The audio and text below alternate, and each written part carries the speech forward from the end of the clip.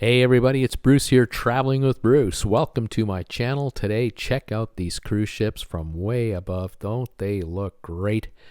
Can't wait to go on my first cruise. I'm going to get that vaccine as soon as I'm allowed to, and hopefully we can start cruising again real soon. But before we set foot on the ship, there are a number of things we're going to have to take care of because the world has changed.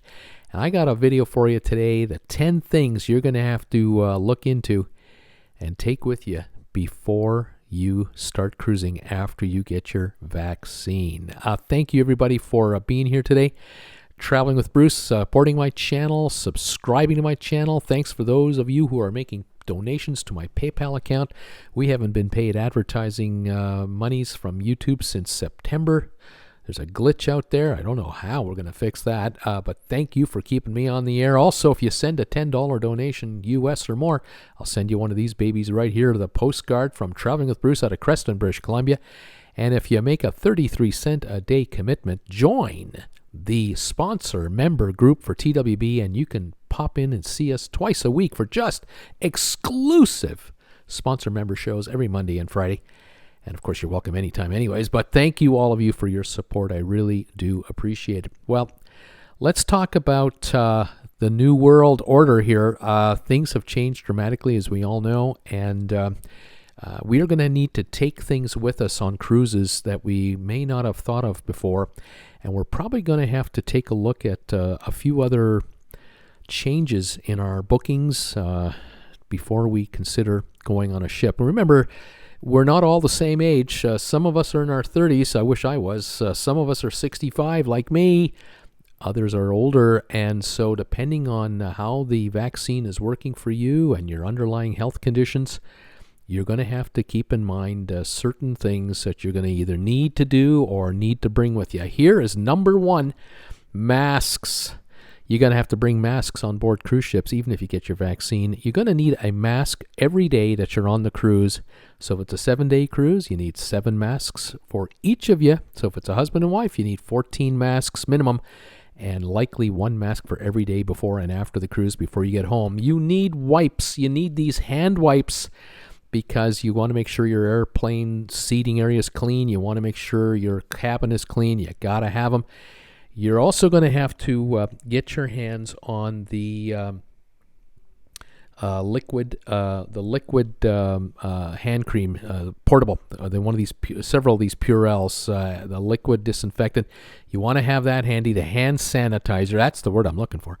You make sure you have that as well. And another thing you may want to bring with you, a couple of these for each of you. Gloves, even if they're cotton gloves. When you're handling your luggage before you get to the ship and when you come off the ship, you want to be wearing gloves.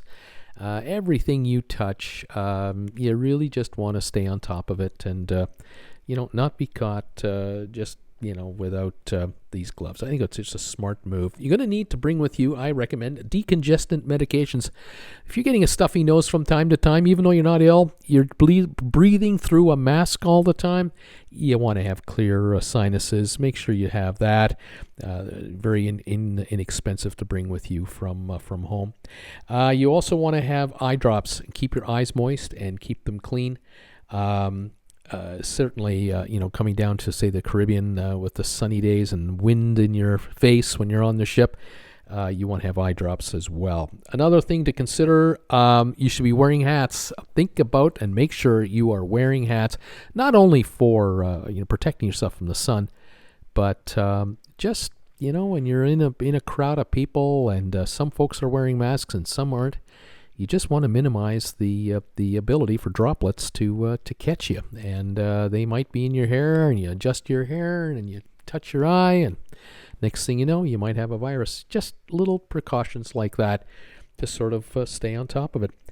The big one that I'll talk to you about today, there's two or three more here, medical and trip interruption insurance, including evac insurance. If you're going to be on a cruise, you're going to be in an international country, no question about it. Whether it's just a short 4-day cruise, you're going to the Bahamas and back, or whether it's a 1-week cruise and you're visiting 2 or 3 Caribbean countries, or you're in Europe, you're going from Seattle up to Alaska and back. You got to stop in Canada.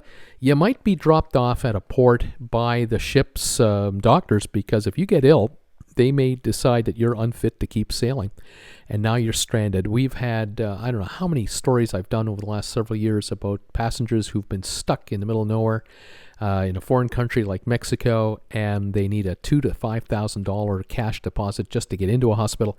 You need insurance, and you've got to be able to get covered, and that includes the COVID exposures as well. Number 9, this is the big one. Going forward, for me, there's no question about it, a balcony room is a must. No way can I ever consider an inside room ever again. I've seen too many horror stories in the last 9 months and the early part of this year when passengers were marooned on cruise ships because of because of quarantine shutdowns. People stuck in inside rooms, in some cases 2 people, some cases a family of 4, other cases friends. Absolute nightmare. You just can't have it. You've got to be in a balcony. And the other thing to think about is upgrading to the Yacht Club on MSC, or the Haven on Norwegian, or the Royal Suite class, for example, on Royal Caribbean. You may want to consider moving up the ladder with regard to luxury to give yourself more space between passengers, just a quieter and more spacious environment.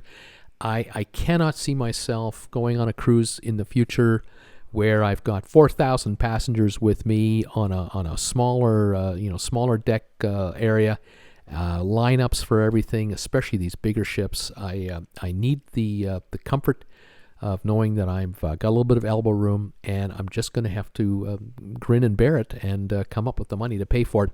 Another way to do it is go on smaller 5 and 6 star cruise lines where every suite or every cabin is a balcony. There are no inside rooms anyway. The ships might only hold between 400 and 1,000 passengers. One of the cruise lines to consider, of course, is Crystal, or another one would be Viking. Viking Ocean Cruises, 950 odd passengers with a very good crew ratio. Excellent service, all inclusive. It costs more, but you get more. And, if you're surrounded by 700 passengers instead of 3,700 passengers, the odds of you catching a virus have just dramatically dropped. And there you have it right there. These ships are spick and span, and the staff can look after the passengers a lot easier than, when you have a 1-to-1 ratio or a 1 to 1.5 ratio instead of a 1 crew member to 3 passenger ratio. The crew can stay ahead of the cleaning chores and so on. And the last one is private island itineraries. It's also about where are you going? Where is the ship going to go? Where is the trip headed? If you're heading to countries where you're going to get off the ship and be amongst the population, you may not be comfortable with that. Again, it depends on your underlying health conditions. You may want to stick to cruises that, definitely frequent the private islands that the cruise ships run. You know that these areas here are going to be really well kept up. They're going to be spotless, and there's only going to be the folks on the ship and a few, 100 or 50 staff to look after you. You're not going to be, in a very high populated area.